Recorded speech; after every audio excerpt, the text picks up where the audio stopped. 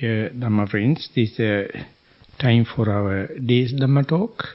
May everyone settle down for the Dhamma talk and give the consent with 3 times sadhu, sadhu, sadhu. Namo tasse bhagavato arahato samma sambuddhasse. Namo tasse bhagavato arahato samma sambuddhasse. Namo tasse Bhagavato arahato samma sambuddhasse. Katami tayo dhamma bahukara sappurisa sansevo saddhamma savanang dhammanu dhamma patipatyati. Dear Dhamma friends, now we are in a residential retreat, or we can say full time in meditation program. So we know in our lifestyle, very rarely we get a chance like this to have meditation or mindfulness throughout the day or day after day.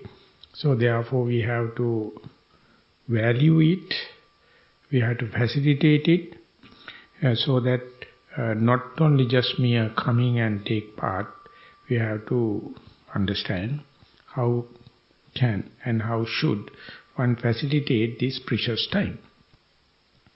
For that, the Buddha, the most qualified person to enumerate that, he says, according to his understanding, there are 5 ways one can help promote or one can facilitate this kind of a meditation. In a sense, it is a group responsibility as well as individual responsibility. So it is being expressed in the book of 5, in innumerable gradual presentation. It's what you call Anguttara Nikaya. So I thought of just present the basic idea about these 5 things that one must take care, and then go to the intended topic today. So as far as these 5 factors, so 5 things you must know about the facilitating or help promoting of this retreat, the first and foremost thing the Buddha mentioned is, you must be restrained in your moral sense, or ethically restrained. That is, we call precepts. When and where we live in our day-to-day life, hardly we have chances to abide by these ethical rules. So therefore, sometimes we are slack. But when and where you go and take part in a retreat like that, you have to go for a higher ethical values or moral restraint. That is why we take 8 precepts. As far as we are taking 8 precepts, we maintain more than our day-to-day ethical code 5 precepts. We abstain from taking meals, or specifically the staple foods after midday, and we do away with beautification or garlands and scenting and other cosmetic decorations, and completely observe the celibacy. So these are always reminding you, you are in a retreat.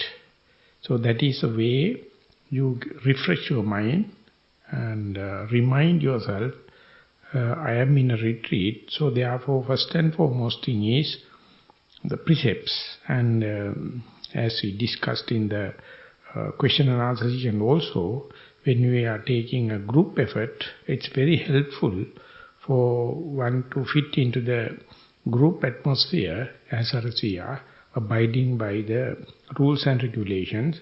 So therefore it is a first and foremost thing. This is called Sila Anuggahita, and this one has to restrain that is called moral restraint. The second thing is Sutta Anuggahita. That is what we are doing now here.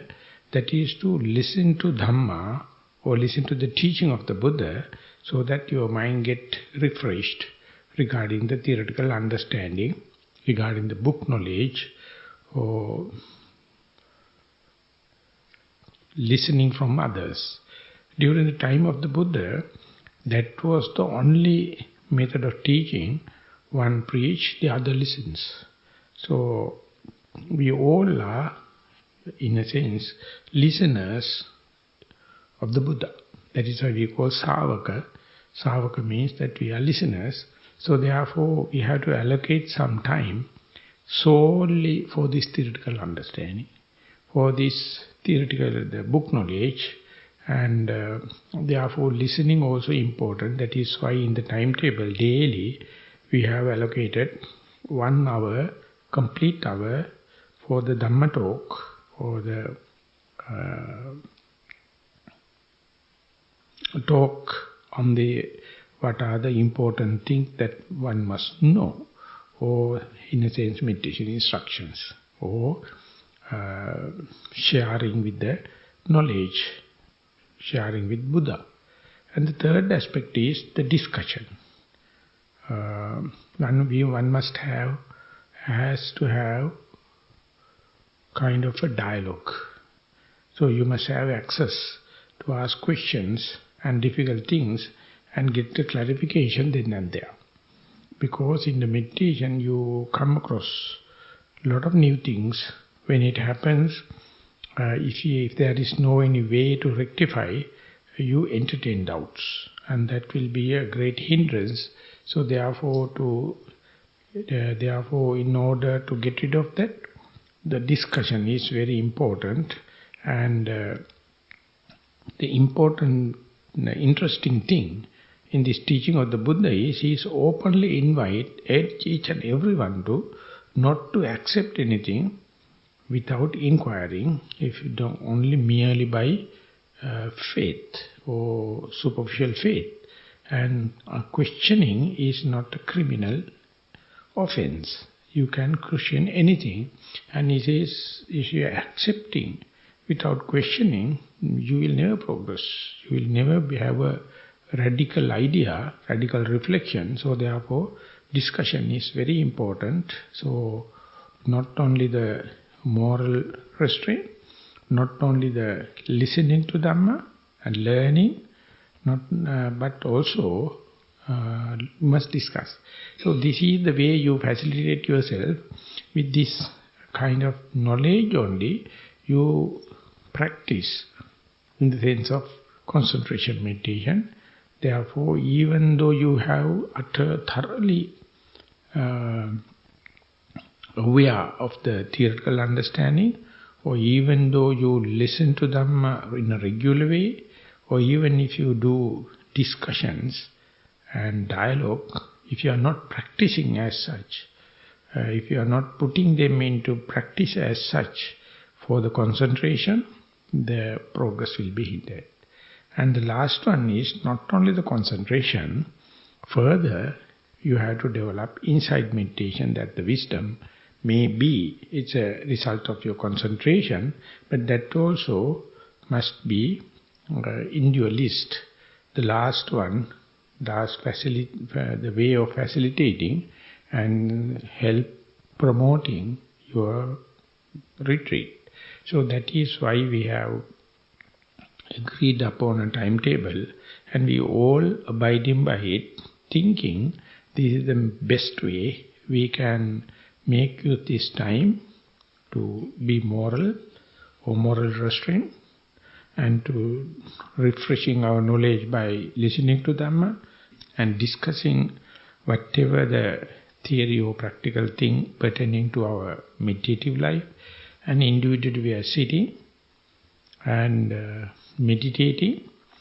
There also the sitting meditation is more towards the concentration or serenity. The meditation or contemplation or mindfulness in other activities, developing mindfulness in other activities, not only help promote serenity and the concentration, it open windows for wisdom, for practical aspect, that is called vipassana. That is how we are going to make use time. So having said that, we have selected special topic for this particular meditation retreat, and I got the quotation from one of the discourses of the Buddha, known as Dasuththara Sutta. If you are interested in finding references, you may go to the Digha Nikaya, that is long sayings, and that is the last discourse. It was a very long one. I took one aspect of it.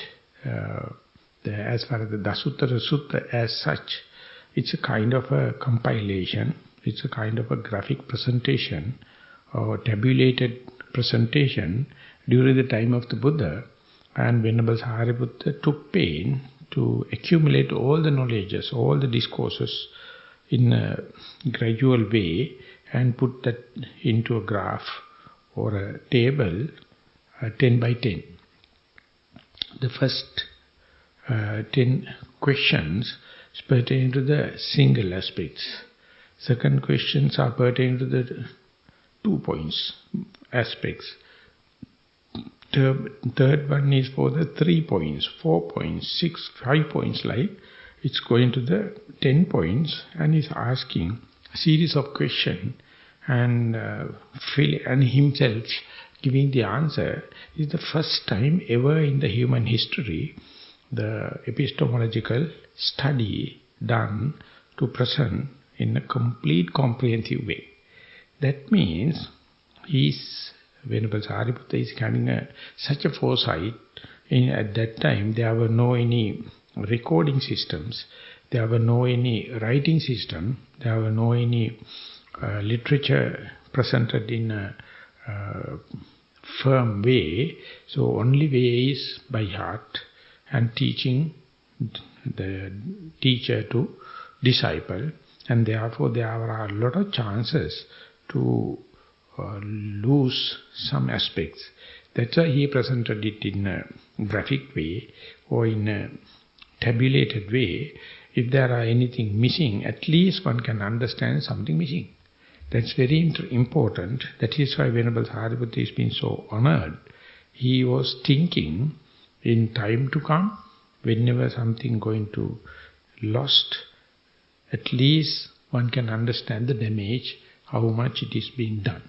And not only that, if you study the Pali Canon, that is the formal teaching of the Buddha, there are a lot of other ways you can compensate it. So that is how he presented it. And later, after the great demise of the Buddha, all the disciples, the great disciples, enlightened disciples, took number of synods or conferences to make sure every teaching, every aspect of teaching is not being lost and it is being continuous. And Venerable Sariputta's skeleton or the way of presentation was, they have taken as the rule of thumb or methodology. So therefore Venerable Sariputta recognized as the treasurer, the general of the Dhamma. He can command. He is in command of Dhamma because he knows how is the gradual presentation. So Dasuththara Sutta in that sense is a very important one. I selected the book of 3 and the first question. Venerable Sariputta is asking, Katame tayo dhamma bahukara. And first he asked the question, what are the 3 things that is much helpful for a practitioner or for a Buddhist mendicant? And he asked what is the single aspect helpful. He's asking what are the 2 aspects helpful. And now here in the book of 3, he's asking what are the 3 aspects most helpful for a practitioner. That means person like us. And then he gives the answer. These are the three things. First and foremost, he mentioned that is association with noble friend or intercourse with noble-minded person or true person. That is so important. The Buddha himself phrased it. He says that way of life outside world is always having universal problems creating day by day, but the worldlings have no any way out. They know they are leading to chaotic life, but no way out, because mostly we are associating not so much of noble people. We are associating people with lack of morality, lack of knowledge, lack of practice, and not concerned about the things as they are. They are rather perverted in their minds, and they are cheating. They are with a lot of agenda. That is why many are easy to associate, but they are not leading anywhere, rather they are misleading. Under such circumstances, if you do not know whom to be associated, you are utterly at lost. Of course, at the beginning, to the face value, you feel socialized, you feel forward, you feel manneric, you feel everything, but at the end, you have to suffer a lot.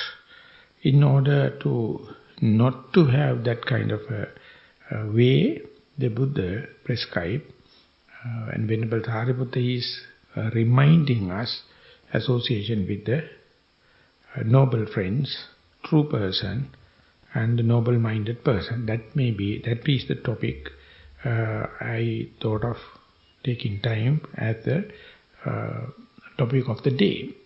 Just to enumerate the balance is Saddhamma Savanam. While associating, you have to listen to true Dhamma or the truth. And the last one is not only association with the good friends, listening, but you have to practice. You have to put into practice. Dhamma patipada. And the first one, as far as the association with the noble friend, association with the true person is concerned, the Buddha is the first and most complete person if he can associate with. So the Buddha not only prescribing association with the good friend, but he himself exemplify, give a role model for a good friend. But you see, now we are more than 2,600 years, of course 2,550 years delayed when compared with the comparative time of the Buddha. So therefore, it may be a reason to be regret if we are only expecting the Buddha, that's a supreme example. So therefore he says, if the Buddha is not available, any enlightened being, fully enlightened being, can fairly lead another person. So therefore you must understand, if available, in the sense, if the Buddha is not available, please find another fully enlightened being. And if that is not available, see other enlightened beings. And if it is not available, see virtuous person. Likewise, you must always try to see another person more virtuous than you. That is the way we make it positive. Otherwise, in the traditional Buddhist, whenever they have been preached or prescribed to associate good friends or noble person or true person, they say, I am sorry, today we don't have such. So therefore they take the excuses, they make it as an excuses, not necessary to meditate, not necessary to be a Buddhist, because nowadays no good role models like. But if you read or if you study it in a practical, pragmatic sense, what the Buddha mentioned is, find another person better than you, virtuous than you, and then while associating, his prime duty is to lead further into still a better person, So that is the way you can understand whether your first selection is good. When I am associating with my teacher soon after the ordination, he never boasts, telling I am the best person or I am better than you. He says, you selected to associate me, and it is my duty to lead you to still further, still good person, so that your endeavorance is not at lost. It will be slowly leading to highest noble person, and therefore you may understand cannot happen overnight. You can't conclude by associating a person he is the best person and I must get it in an accelerated program. That is not the way. You have to associate again and again and see whether that particular person is leading you for a higher association. So soon my teacher passed away after 2-3 years after the ordination. In a discussion, he hinted me that there was a very good master in Burma, and he never pinpointed me, but in the general discussion came to me. Soon after that I went to Burma and was so lucky to have at least 2 teachers in this single life. My teacher went to Nissarana as well as Upandita Sayadaw at Burma. Soon I see him, I understood, because he was a younger person and well versed in Pali grammar and meditation, as well as leading so much of people. Even though it is difficult to associate him, even difficult to get the direct contact with him, he had his own institution. So I went there. So I found it is kind of a leading thing. Whatever the friend you selected, whatever the noble person you selected, and if you do it wholeheartedly, that particular person not only give the grace, but lead you to a further or help you with the second aspect, giving you more Dhamma, giving you more the truth or ways to find the truth. So therefore it's a dynamic thing, it's a dialectic thing. So therefore naturally more and more you associate a true person or a noble person, noble-minded person, you become more vigilant. You become more diligent and open-minded to go further. But how to select, how to discreetly understand the noble person, because each and everyone is bragging on the earth. Whatever they are doing, they are telling, I am the best person. You go to any meditation master, they will say, I am the best person. My method is the only method. If you are going to the other method, you are wrong. You have to come here.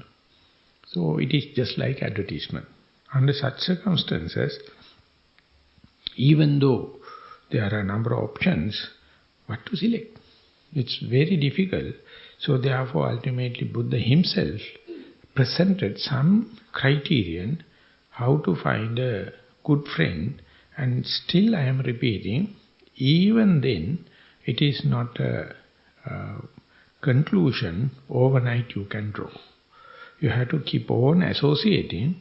Ultimately, the day you understand the quality of a true person, and as far as you are searching such a person outside, you are utterly at lost. You have to find the qualities, and if it is developing within you in this quest, in this endeavorance, then you can understand.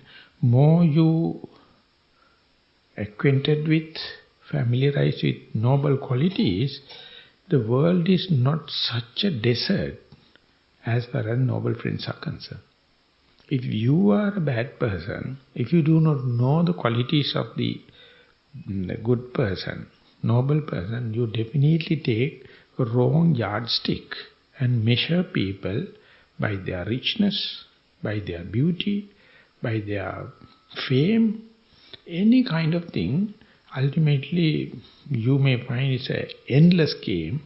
So therefore one day you may hit the target, and in return, more and more when you associate such a good, noble person, you must feel you are developing these qualities within you. And this is hitting or meeting with the noble friend, for my understanding, it's utterly natural selection. No one can for sure tell this is the person. But you have to have your trial and error.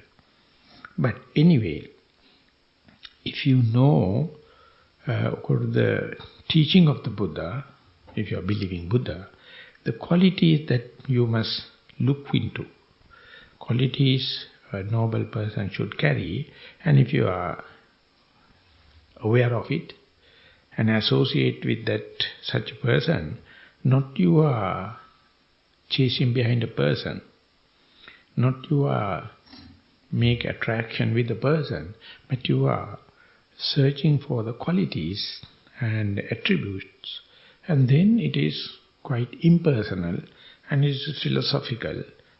Rather we can see it is scientific endeavorance. So we'll take time to understand what are the attributes, what are the qualities a noble person should have according to the scriptures. The first and foremost thing the Buddha mentioned is pyocha. That particular person must be an attractive person. He must have already developed charisma and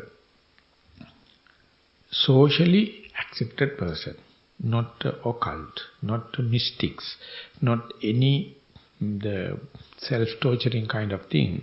He must be already a social being. He must be a pyocha, that means socially accepted person he must be. You are not the only disciple. Already he should have developed reputation. So that's one of the qualities. So he is already doing his own service, carrying the message, and you can see he is a lovable person, attractive person. Garu is a respected person. He is not just attractive by his beauty, not by his money, not by his just mere fame, but he must already received respect from the society. So that his lovable nature together with his respectful nature indicates that hardly you find these two qualities with one single person. So they are, and bhavaniyocha, third aspect is not only you, even other people already would have recognized him, and he is receiving the loving kindness of other people. That means you are not at risk. You are not the first person. Bhavaniyocha is a person already received the loving kindness and the compassion from the other people.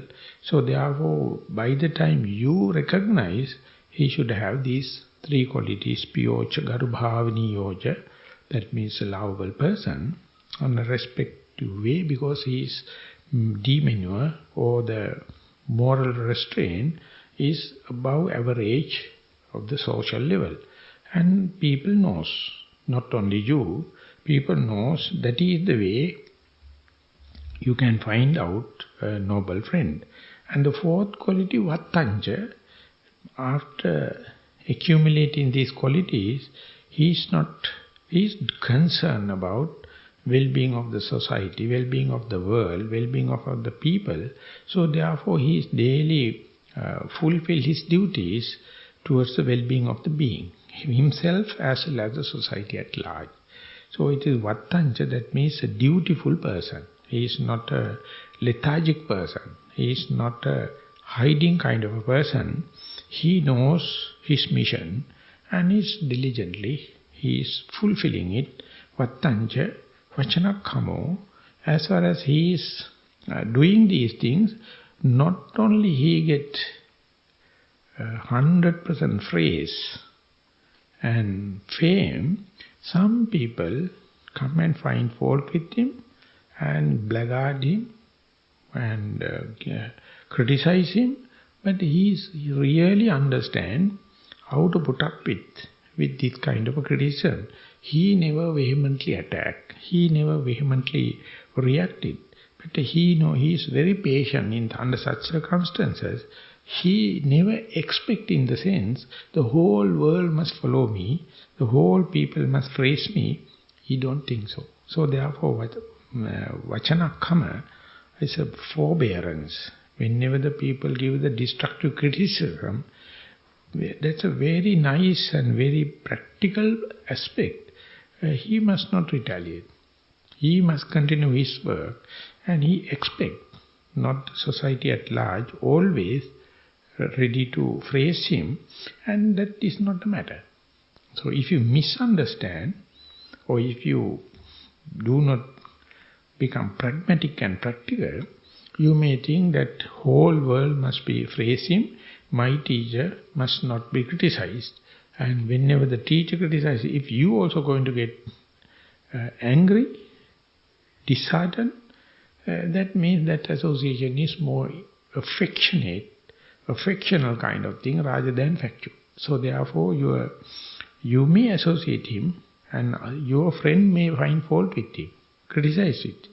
But even then, he knows how to put up with such situation, so that when you see the character of the Buddha, there's a lot of incidents where people were not happy when the Buddha was carrying his mission, others get hurt. So ultimately they lost their temper and they personally damaged him and tried to damage him, but he never retaliated the way the enemy is doing. His retaliation, his response was completely like a contented person, and therefore one can understand through this Vachanakkama, or the forbearance, how much he is contented, how much he is mature, pragmatic. And the next example is Venerable Sariputta. Venerable Sariputta was a kind of a person, carried out so much of duties to the fellow meditators, towards the Buddha and toward the Dhamma, and he was recognized, renowned. You can't disturb him.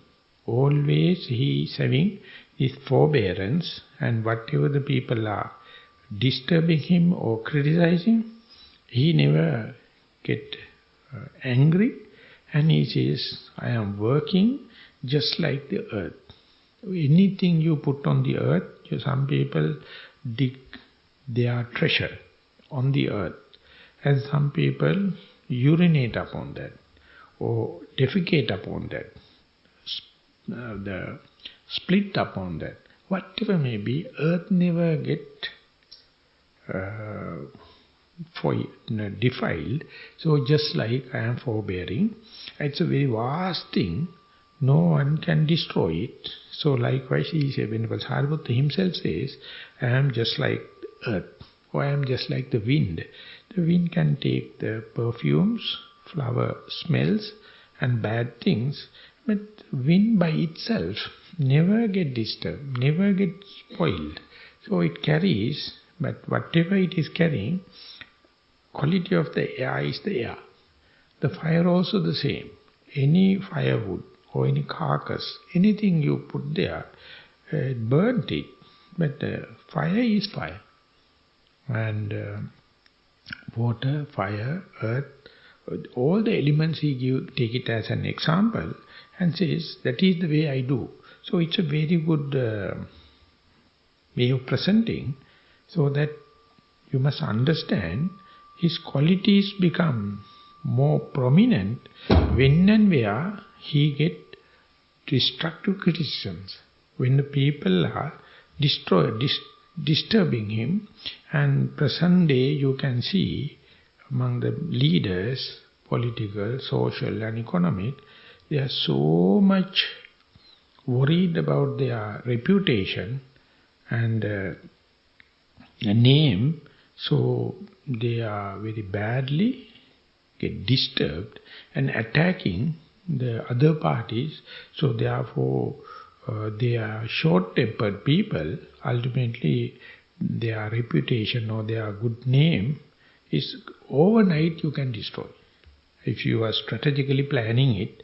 But the way the Buddha explained, not that you are gaining qualities overnight and you are not losing your good name overnight. That is the way Vachanakkama and Gambirancha Katankata, whatever the other people blame or phrase, whenever chance happens, he talk and address and lead people to the profound things, not trivial thing, not superficial thing. So just to get the cheap popularity, when the time permits, when the person is ready, he knows and then give a profound talk and profound the advices. So that is the way he make use the chance. Whenever someone is happy to follow him, he know the time, he know the place, he know the person, and give a profound talk or profound advice or proposal or project.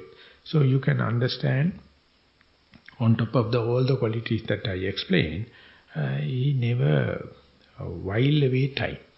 He know the appropriate technology or appropriate way of associating with the people.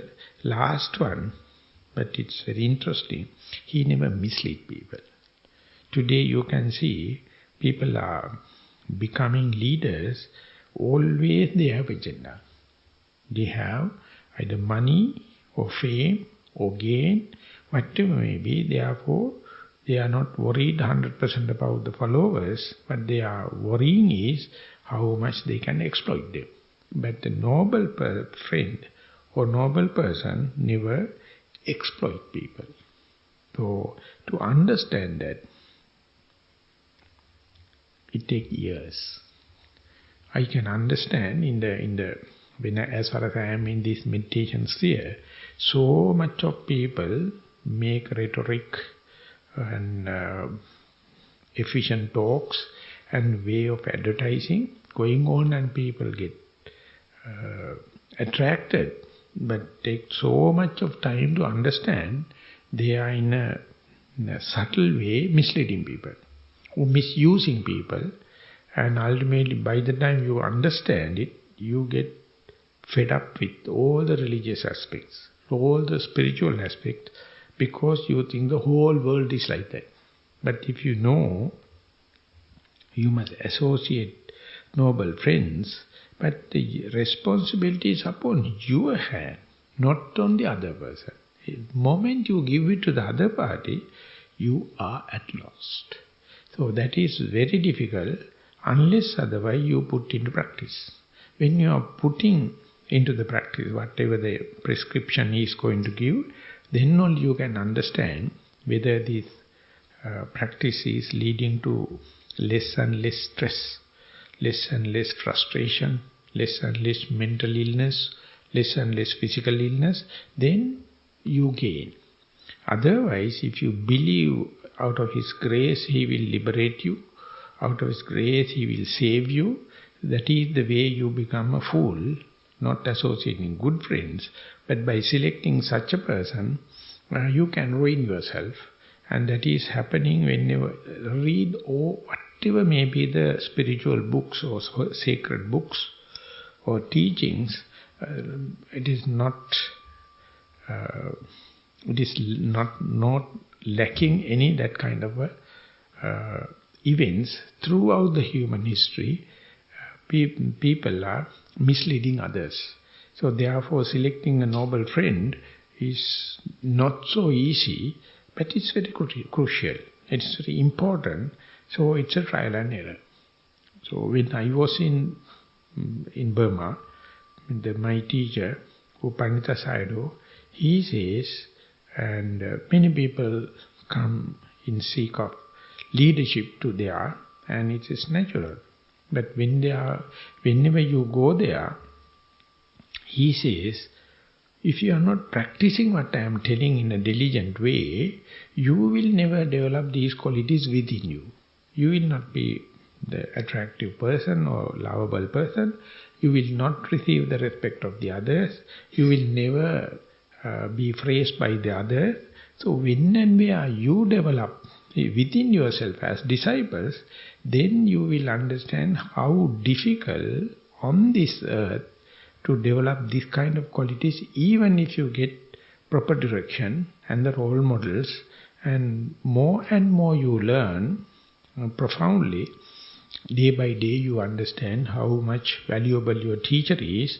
Likewise, more you understand qualities rather than personality or personal attraction, then you understand how to understand normal other person and to praise your teacher, and you will get more and more abiding by him, attracted by him. So he says, if someone is going to say, today's world is a desert regarding the noble friend, your mind is a desert.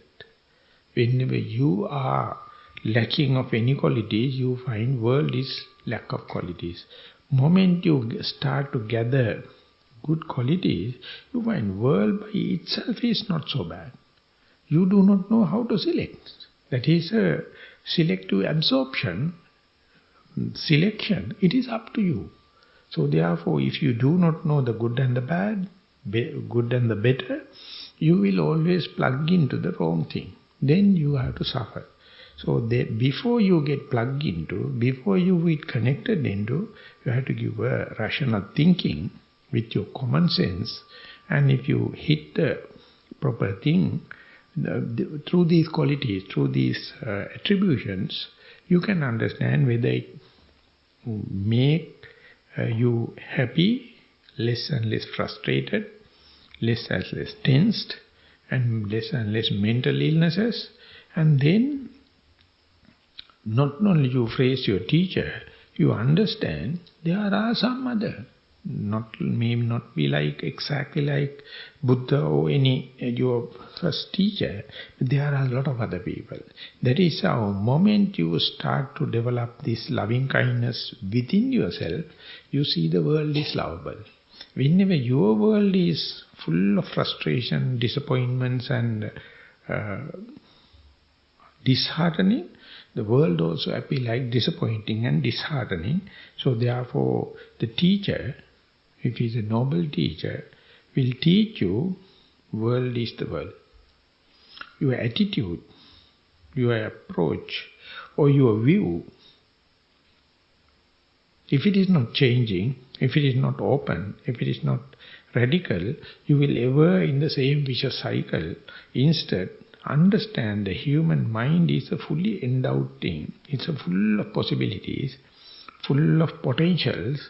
But if you are not exploring into that, I will simply say by being mindful, then your investment will not give so much of gains.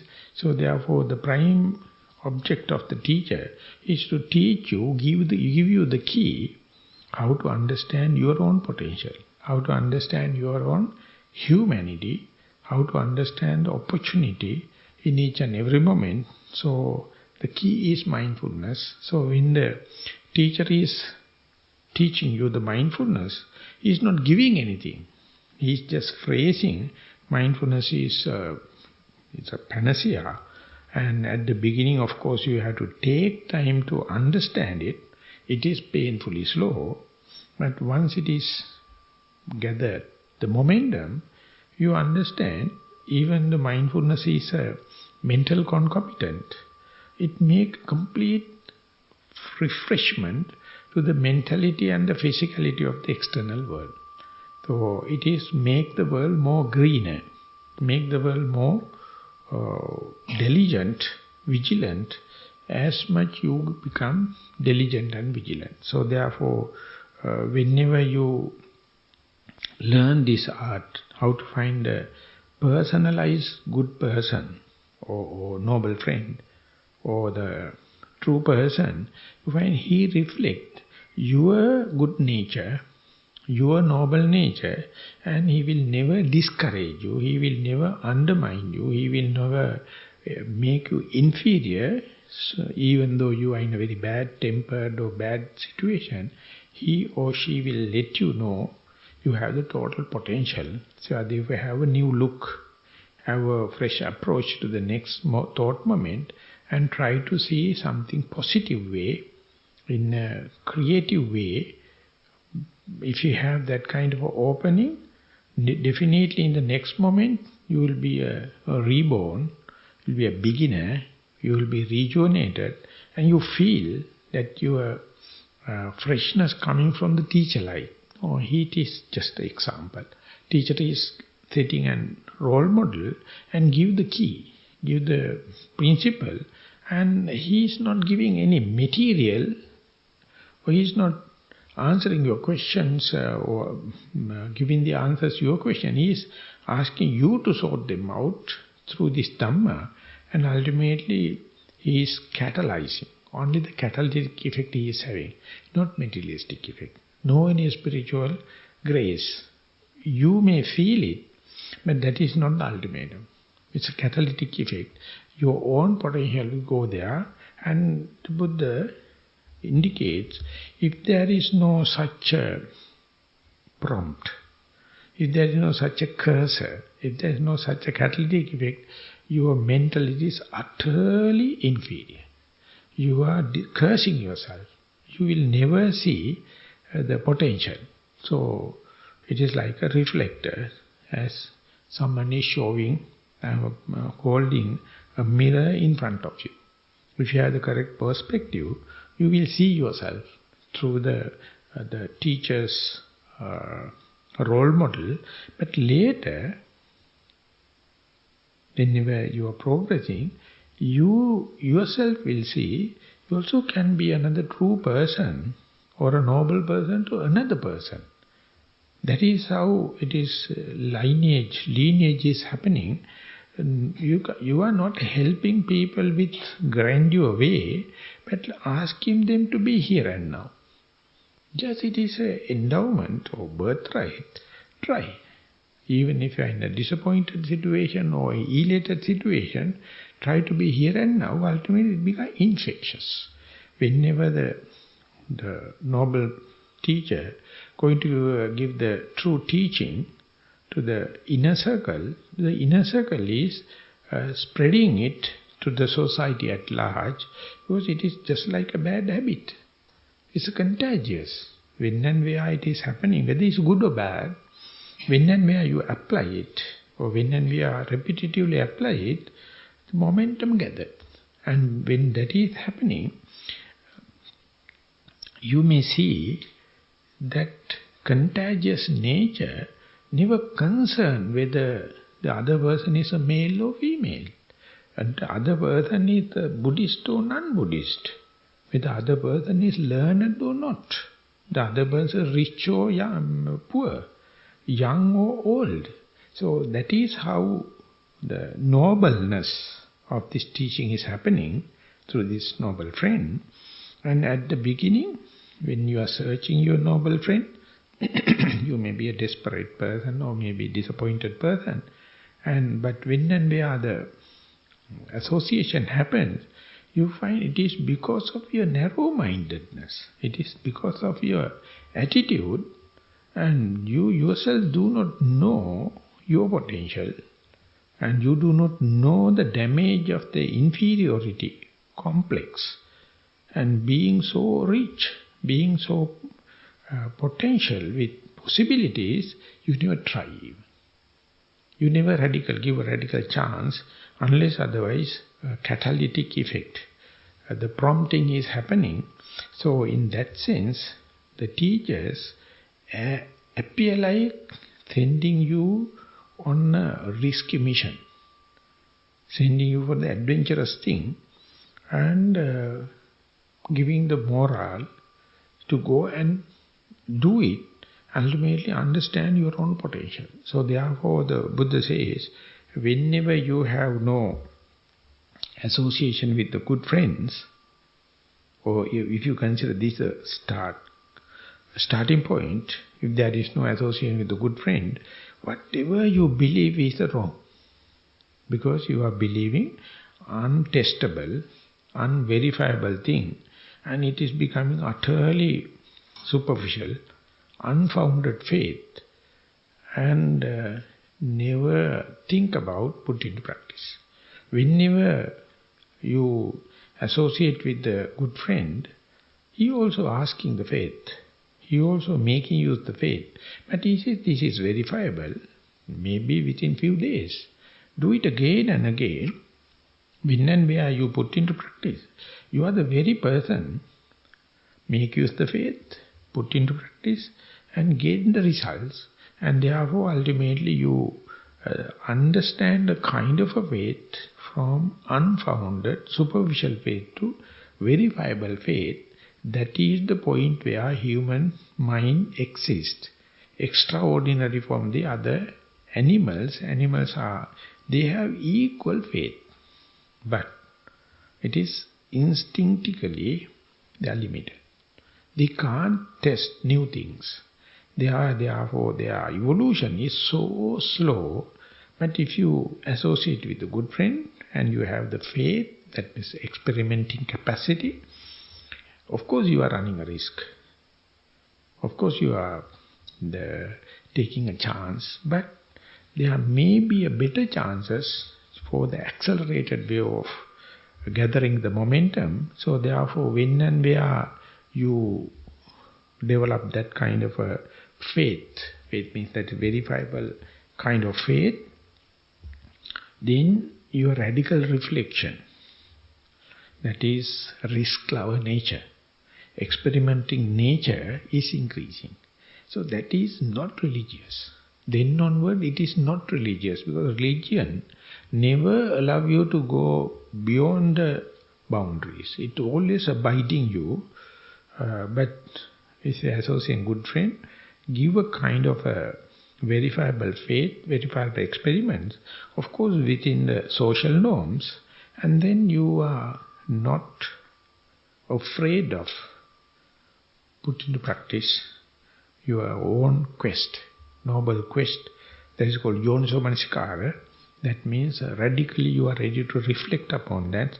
When and where you radical reflection come into being, sometimes some people translate it as a wise reflection, then you see, under such circumstances, mindfulness is the key factor. You must be here and now, and that is verifiability. So therefore, when and where you do kind of a radical thing, always keep, be aware, it must be here and now, and then immediately you can understand whatever the past mistakes or whatever the past demerit you earn, the next moment is fresh. If you can go open-minded, you can forgive and forget about yourself, and next moment is fresh. So there you find your dragging backlash or your regret or your inferiority is because you are not reflect things radically. You have grudges. You have harboring nature. Whatever you harbor is negative. No good, nothing.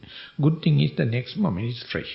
If you can go into that, that is what you call sampajanya, the clear comprehension, and the very beautiful thing, the relationship the Buddha presenting is, it's of course in a different discourse, when you have that kind of a clarity, you develop moral fear and moral shame.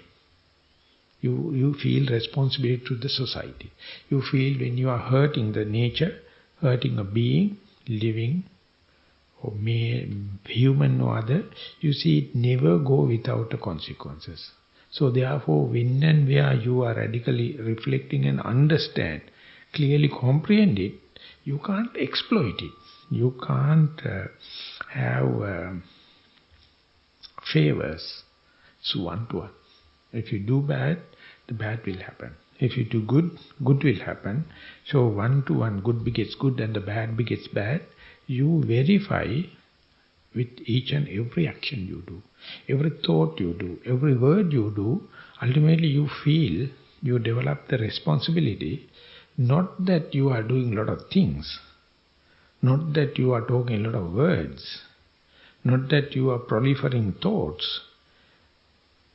More you do without moral shame and moral fear, you don't know the bad accumulation. So therefore, main thing is, first do no harm.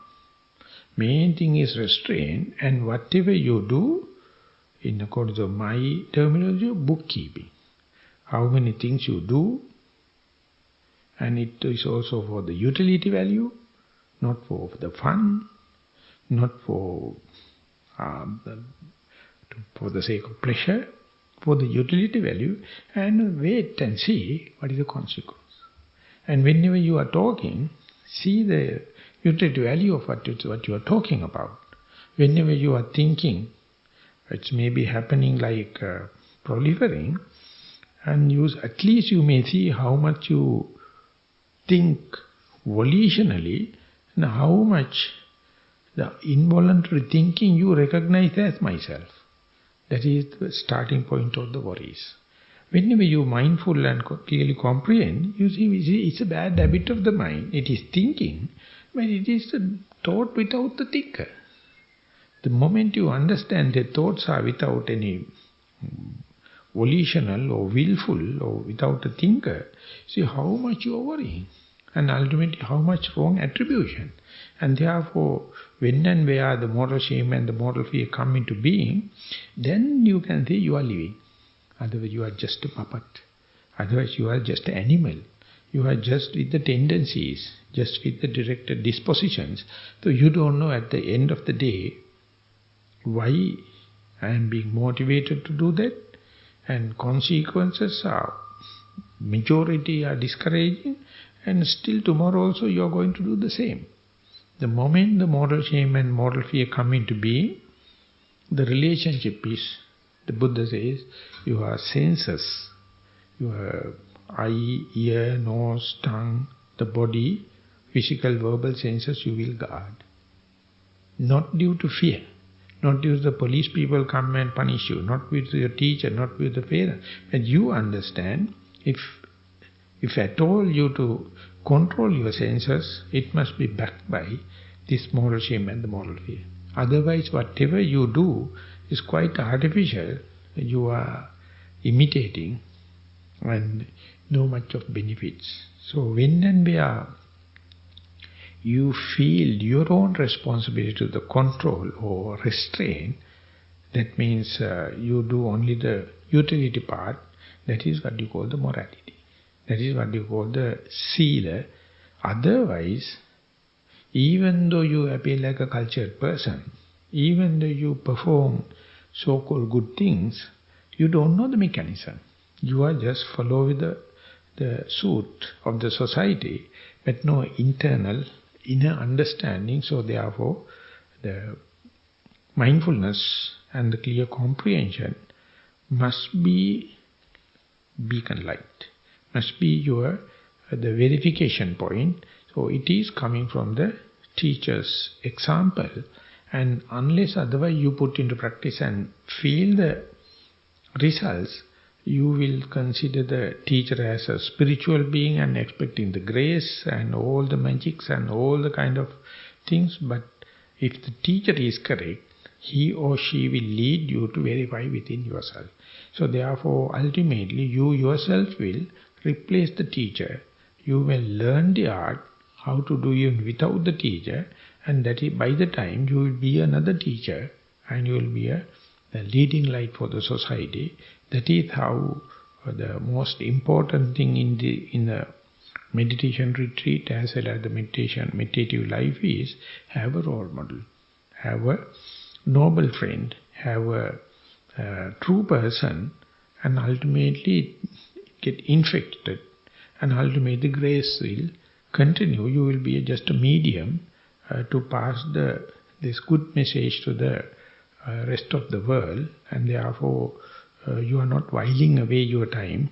You are just not merely controlled by the pleasure principle, even though the society at large is following it, not that you are following a torturing method, not that you are going to have a self-mortification, you are also a lovable person and still carry the message.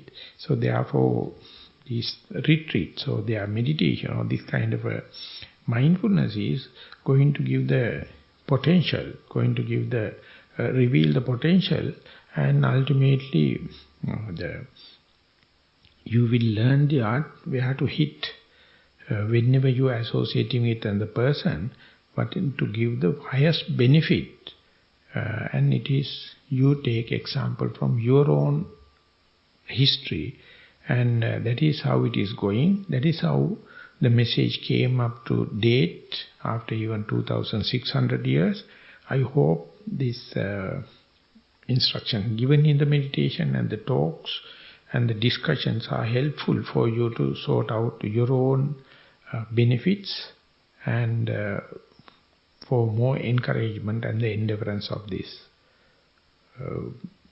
venture, and wishing you more and more diligent and mindful practice. I would like to sum up the talk today. Thank you very much for listening. Sadhu, sadhu, sadhu.